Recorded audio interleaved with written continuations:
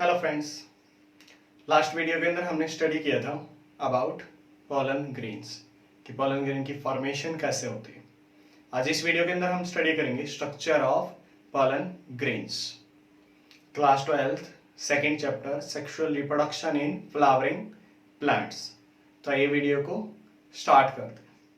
तो हम स्टडी करेंगे इस वीडियो के अंदर किसके बारे में, स्ट्रक्चर ऑफ पॉलन ग्रेन्स। तो लास्ट वीडियो के अंदर हमने डिस्कस किया था कि पॉलन ग्रेन्स को और क्या बोलते हैं, मेल गैमेटोफाइट। ऐसी स्ट्रक्चर जो मेल गैमेट्स की फॉर्मेशन करती है that is known as male gametophyte haploid structure. और वो कौन सी है, पॉलन ग्रेन्स। पॉलन ग्रेन जो है वो जनरली कैसे स्ट्रक्चर के होते हैं, जनरली स्फेरिकल इन शेप। कैसे शेप में होते हैं, generally spherical in shape. Diameter लगभग कितना होता है, 25 to 50 माइक्रोमीटर इन डायमीटर। ये जो स्फेरिकल स्ट्रक्चर है इसका डायमीटर लगभग कितना होता है, 25 to 50 माइक्रोमीटर इन डायमीटर। जो पॉलन ग्रेन होते हैं रिच, इसका जो साइटोप्लाज्म है, cytoplasm rich in food materials, क्योंकि सेल इसको बार बार डिवाइड करनी है तो इसके अंदर फूड मटेरियल्स जो है वो बहुत ज्यादा होते हैं, जैसे स्टार्च बहुत ज्यादा अमाउंट में मिलता है इसके अंदर। जो पॉलन ग्रेन्स होती हैं have covering known as sporoderm. जो पॉलन ग्रेन की कवरिंग होती है उसको क्या नाम देते हैं, स्पोरोड्रम। अब ये स्पोरोड्रम जो है वो दो लेयर कंटेन करता है। One is outer and outer layer is known as exine. Outer layer को क्या नाम देते हैं, exine. And second one is inner and this is known as intine. तो जनरली जो स्पोरोडर्म है वो कितनी लेयर से मिलकर बना है, दो layer. Outer is known as exine and inner one is known as intine. तो जो पॉलन ग्रेन होते हैं, स्टडी ऑफ पॉलन ग्रेन्स, जब हम पॉलन ग्रेन्स की स्टडी करते हैं that study is known as palynology. उस स्टडी को क्या नाम देते हैं, लॉगी मीन्स स्टडी, तो palynology means study of pollen grains. तो यहां तक की बात समझ में आई। अब एक एक करके पहले एक्साइन के बारे में डिस्कस कर लेते हैं, फिर इंटाइन के बारे में। तो सबसे पहले डिस्कस कर लेते हैं first layer that is exine. Outer layer कौन सी है, exine. This layer is made up of a highly resistant substance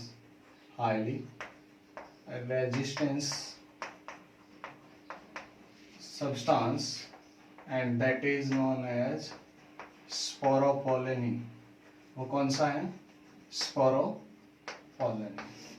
sporopollenin जो है वो बहुत ज्यादा हार्ड लेयर होती है एक्साइन के ऊपर। अब ये जो स्पोरोपोलेनिन है not affected by high temperature, ना तो इसको हाई टेम्परेचर इफेक्ट कर सकता है, तोड़ सकता है।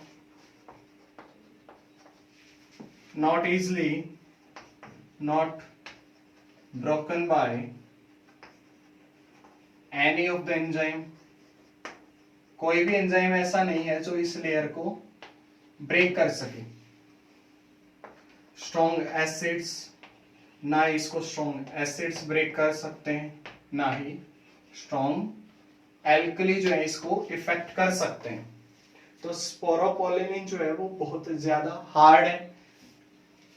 इसी वजह से ना तो कोई टेम्परेचर, कितना ही हाई टेम्परेचर दे दे तो ये इफेक्ट होता है, ना ही कोई एंजाइम इसको तोड़ सकता है, ना स्ट्रॉन्ग एल्कली ना स्ट्रॉन्ग एसिड्स। क्लियर। इसी वजह से pollen grains are easily preserved as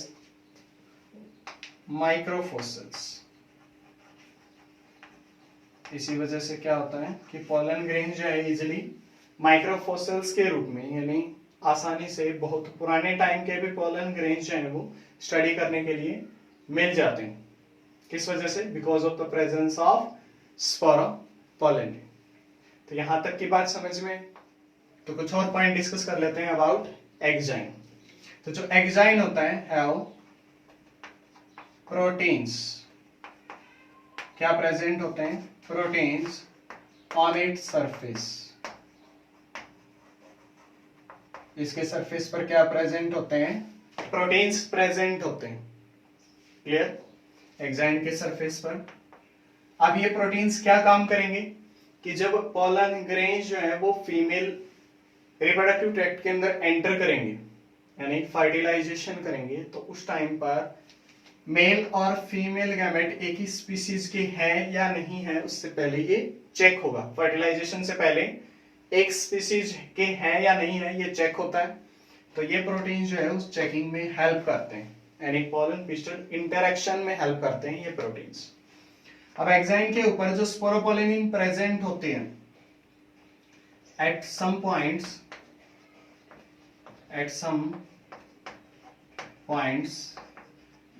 sporopollenin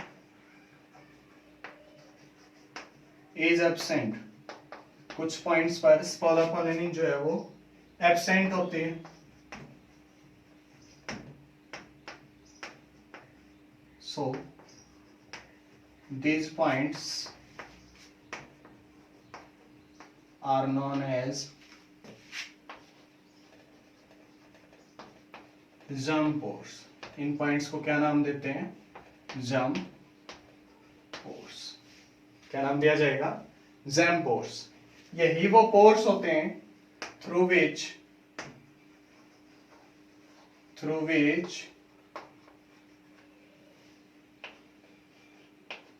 growth of pollen tube, जहां से क्या ग्रो करती है? Pollen tube. और ये पॉलन ट्यूब क्या करेगी? पॉलन ग्रेन में से मेल गैमेट्स को ओवरी तक ट्रांसपोर्ट करेगी। क्लियर? यहां तक बात समझ में। अब जनरली जो डाइकोट्स होते हैं, डाइकोट्स के अंदर जर्म पोर्स का नंबर 2 to 3 हो सकता है, यानी ये वेरिएबल होता है, 3 तक हो सकते हैं। लेकिन मोनोकोट्स के अंदर जनरली जर्म पोर्स का जो नंबर है वो एक सिंगल होता है। एक ही जर्म पोर जो है मोनोकोट्स के अंदर प्रेजेंट होती है। यहां तक समझ में है? तो इंसेक्ट पॉलिनेटेड फ्लावर्स होते हैं, उनके अंदर exine have sticky substances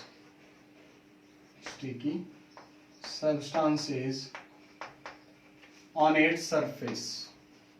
exine के सरफेस पर कैसे सब्सटेंस होते हैं? स्टिकी सब्सटेंसेस, ताकि वो आसानी से इंसेक्ट्स की बॉडी से चिपक जाएं और पॉलिनेशन परफॉर्म हो सके।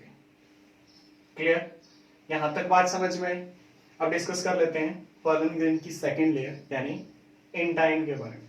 Second layer of pollen grain is intine. Second layer कौन सी है? Intine. This layer is made up of पैक्टोसेलुलोज। किसकी बनी है? पैक्टोसेलुलोजिक सब्सटेंसेस की बनी हुई होती है। क्लियर? इंटाइन एग्जाइन किसकी बनी थी? स्पोरोपोलिन की एक हार्ड सब्सटेंस, जबकि इंटाइन जो एक सॉफ्ट लेयर होती है जो पैक्टोसेलुलोज की बनी हुई होती है। Intine comes out through germ pore। Generally जो इंटाइन होती है ये germ pore के थ्रू बाहर आती है। germ pores for the formation of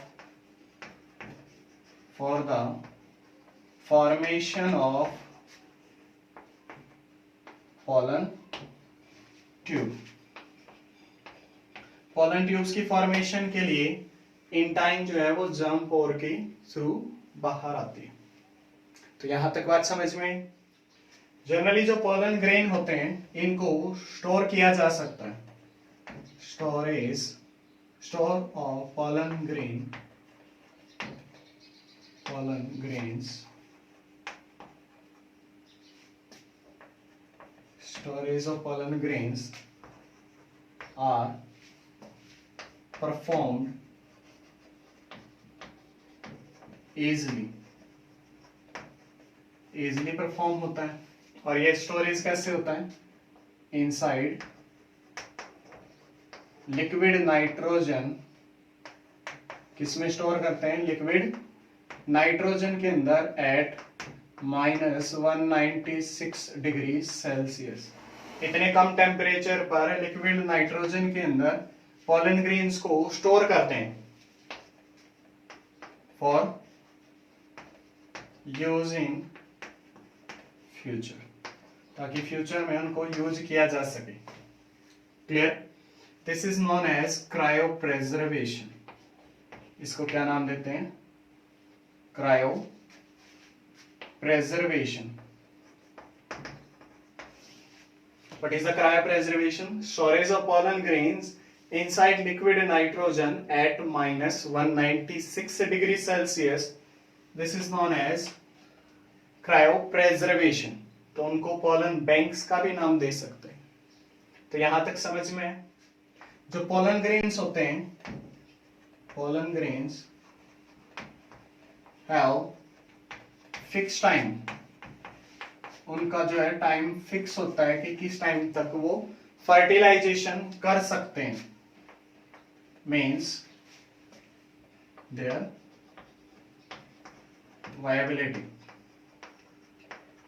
viability से मतलब क्या है कि कितने ज्यादा टाइम पीरियड तक या कितने कम टाइम पीरियड तक वो जो है फर्टिलाइजेशन की कैपेसिटी रखते हैं। That is known as pollen viability. अब ये अलग अलग टाइप की स्पीसीज के अंदर पोलन वायबिलिटी जो है वो अलग अलग होती है। जो वायबिलिटी है पोलन ग्रेन्स की, it depends on environmental factors. किस पर डिपेंड करती है? एनवायरमेंटल फैक्टर्स पर, जैसे टेम्परेचर हो गया,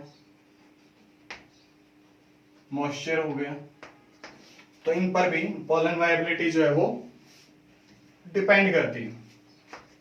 पोलन वायबिलिटी जो है वो जनरली 30 मिनट्स की हो सकती है। किसके अंदर? जैसे एग्जांपल के लिए राइस, व्हीट। और ये लगभग 1 मंथ की भी हो सकती है या फ्यू मंथ तक भी चल सकते हैं। फ्यू मंथ तक। एग्जांपल जैसे लेग्यूमिनेसी। किस फैमिली के अंदर? लेग्यूमिनेसी फैमिली के अंदर, सोलेनेसी फैमिली के अंदर। ये कितने होती हैं? कुछ मंथ तक की भी वायबिलिटी रखते हैं पोलन ग्रेन्स। क्लियर? यानी फर्टिलाइजेशन वो कर सकते हैं। अब पोलन ग्रेन्स जो हैं, सम पोलन ग्रेन्स हैव एनर्जी। इनके पास एनर्जी जो है वो ज्यादा होती है। That's why these are used as food supplement. कैसे यूज किए जाते हैं? फूड सप्लीमेंट्स की तरह। जो एथलीट्स वगैरह होते हैं, रेस हॉर्सेस जो रेस करते हैं, उनके लिए पोलन ग्रेन्स जो है वो एनर्जी प्रोवाइड करते हैं ताकि उनकी परफॉर्मेंस जो है वो इंक्रीज हो सके। क्लियर? जबकि कुछ स्पीसीज ऐसी होती हैं, सम स्पीसीज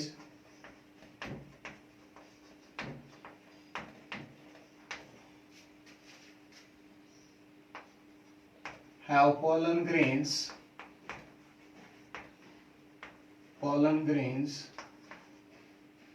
which cause